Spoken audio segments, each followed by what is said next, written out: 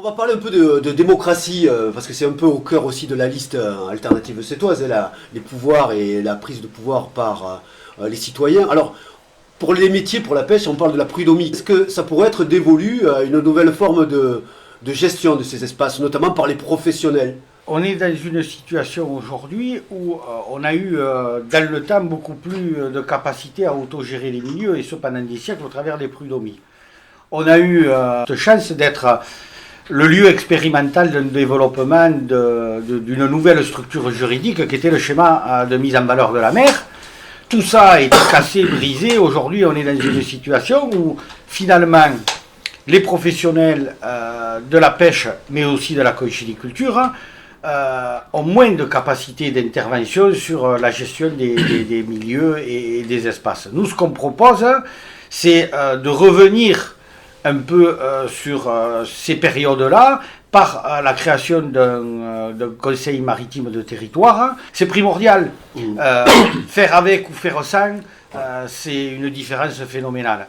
Et aujourd'hui, eh ben oui, il faut par l'intermédiaire de ce conseil maritime de territoire, remettre les acteurs professionnels au cœur de la décision, au même titre que les élus, au même titre que les collectivités que sont le département, la région et également l'État. Je crois que c'est essentiel. On parle du réchauffement climatique, de montée des eaux, de nouvelles espèces qui apparaissent dans les milieux. Il y a des choses à revoir. Je crois que la décision sur des décisions fortes doivent être prises sur les pluies, sur le SCOT. Okay. C'est donc les documents d'urbanisme qui encadrent ça, qui visent normalement aussi un bon état écologique de la lagune, mais qui doivent être renforcés sur le volet participation. Les pêcheurs, les conchyliculteurs, ils sont sur l'eau tous les jours. C'est eux les experts, quoi. Ils ont tous les jours des données, des informations à distribuer. Donc par rapport à cette histoire à la fois d'un observatoire qui permet de mettre en commun la connaissance et à la fois sur les actions à mettre en œuvre, c'est les premiers concernés. C'est les premiers concernés, ça veut pas dire que c'est les seuls, il faut aussi prendre en compte les autres usages de la lagune, les sports nautiques, le simple fait qu'il y ait des habitants autour, mais ça n'empêche pas que voilà, la dimension de production de la lagune, elle est hyper importante.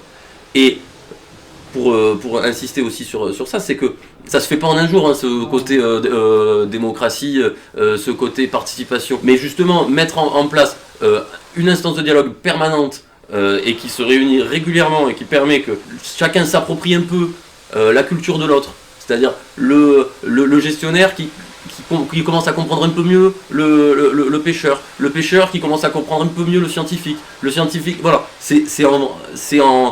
dans ce dialogue-là qu'on arrive à faire un espace partagé, quoi. Un brassage de savoir chaud, de savoir froid, comme on peut dire, ici, c'est ça. Très bien. Mais écoutez, c'est bien chaud en tous les cas, notre discussion, et on apprend plein de choses.